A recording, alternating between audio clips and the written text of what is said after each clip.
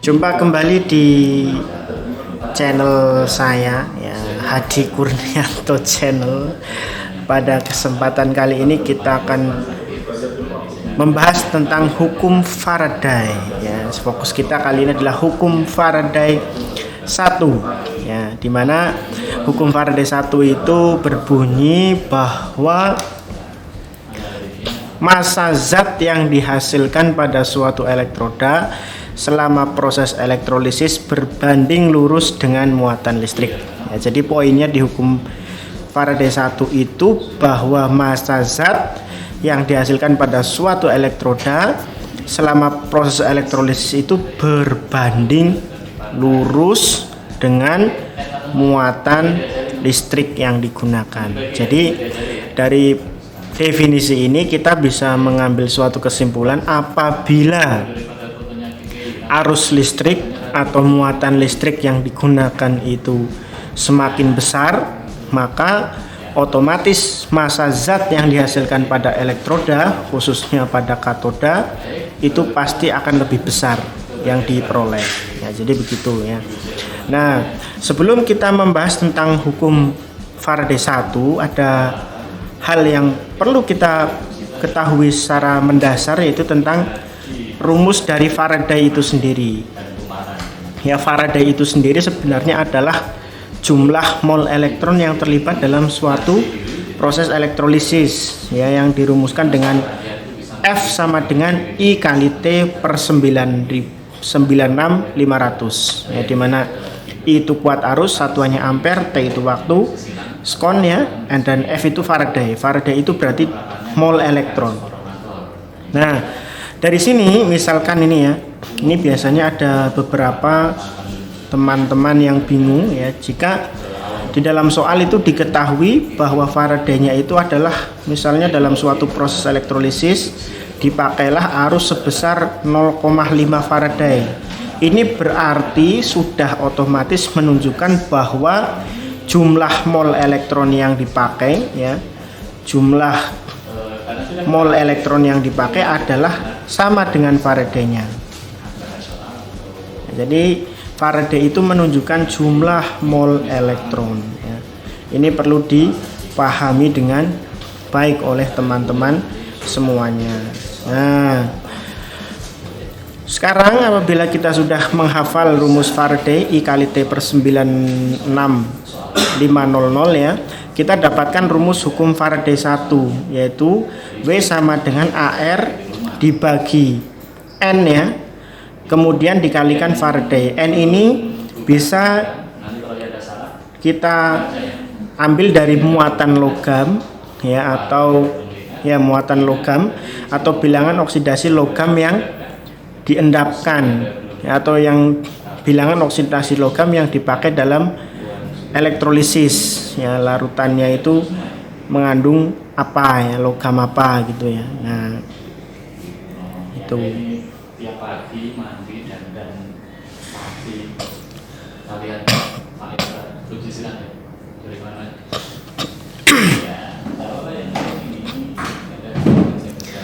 Nah, dari sini bisa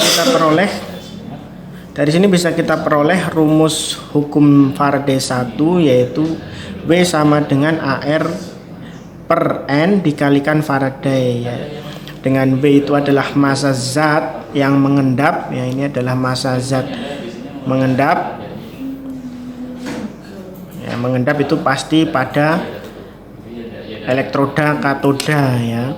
Nah, AR ini adalah massa atom relatif unsur, dan N ini adalah muatan ion logam ya, muatan ion logam, atau boleh juga diambil dari bilangan oksidasi ya, bilok logam dalam larutan elektrolisisnya. Nah, ini bisa diambil dari situ ya, muatan logam atau bilangan oksidasi dari logamnya.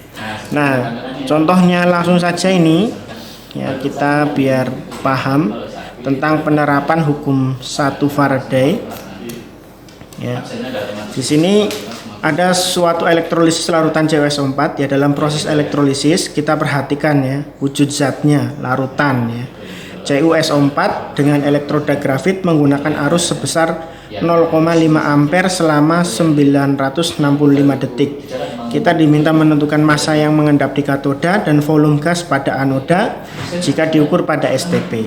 Nah, untuk menjawab pertanyaan ini ya, kita bisa langsung ya, kita misalnya analisis dulu. Yang diketahui dari soal itu adalah yang pertama ada larutan CuSO4 ya.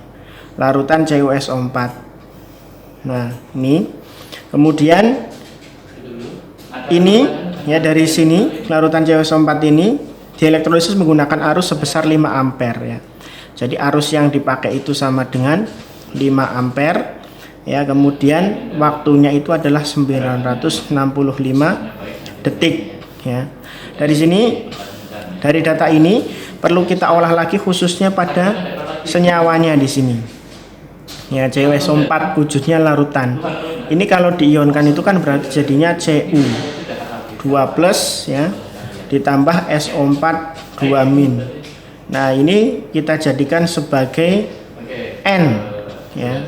N-nya bilangan oksidasi dari logam tersebut dalam senyawa ya, dalam senyawa yang dipakai dalam elektrolisis. Berarti di sini kita dapatkan N-nya 2. Kalau kita sudah dapatkan ini, maka bisa kita langsung jawab yang A ya.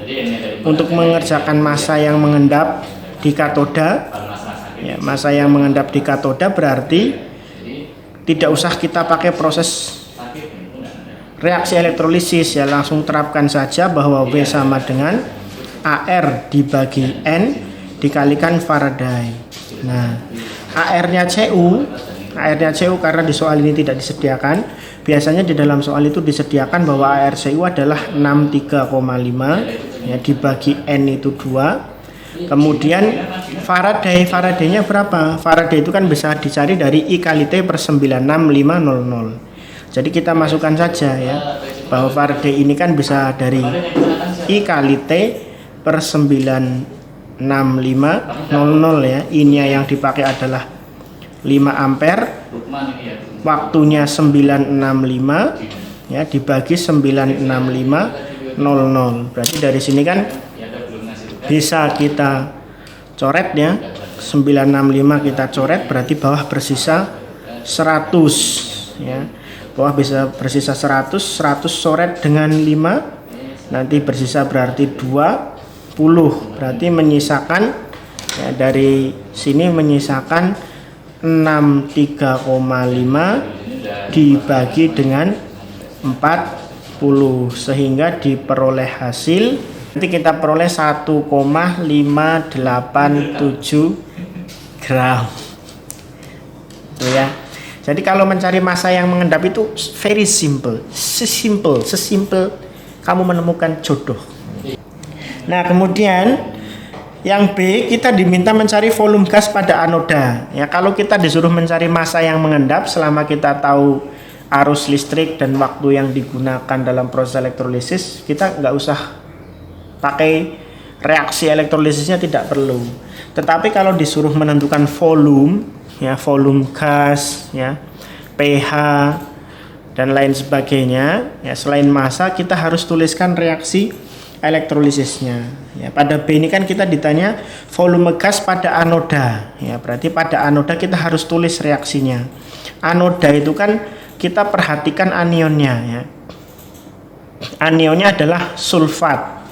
Sulfat itu merupakan sisa asam oksi pada elektrolisis bentuk larutan, ya, dengan elektroda grafit. Elektrodanya berarti tidak ikut bereaksi.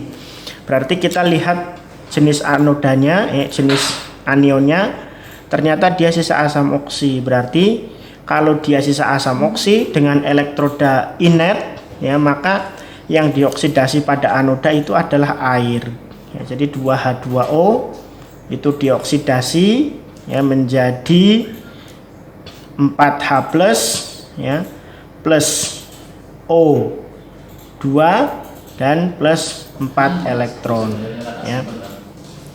Nah, dari sini setelah kita tahu, ya, bahwa reaksinya berlangsung seperti ini, berarti data yang akan kita pakai selanjutnya apa? Nah, karena datanya kan cuma ada arus listriknya sebesar 0,5 ampere, waktunya 965 detik ya. Maka mau nggak mau kita harus cari mol elektronnya dulu. Dari mana mencari mol elektronnya ya? Mol elektron itu dicari dari Faraday ya. Lewat rumus Faraday, I kali T per 96500 ya, dari Faraday-nya.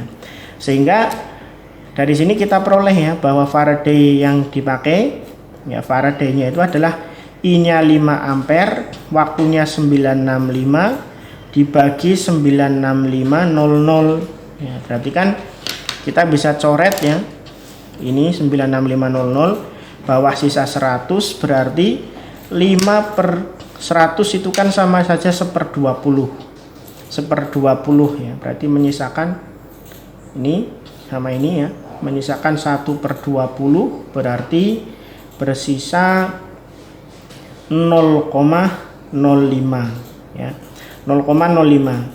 Dari sini kita tahu bahwa mol elektron yang terlibat berarti adalah 0,05 mol ya. Ingat bahwa Faraday itu adalah jumlah mol elektron. Nah, karena kita diminta menghitung volume gas ya, gas yang terbentuk pada anoda ini kan gas ini ya, gasnya adalah gas oksigen. Nah, kita diminta menghitung volume gas oksigen, berarti ya volume gas oksigennya dihitung pada STP ya.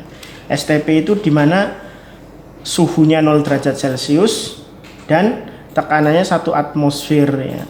Itu memiliki volume molarnya adalah ya, volume molar pada STP itu 22,4, sehingga di sini VO2-nya itu bisa dicari yaitu dari mol O2 ya dikalikan volume molar pada STP.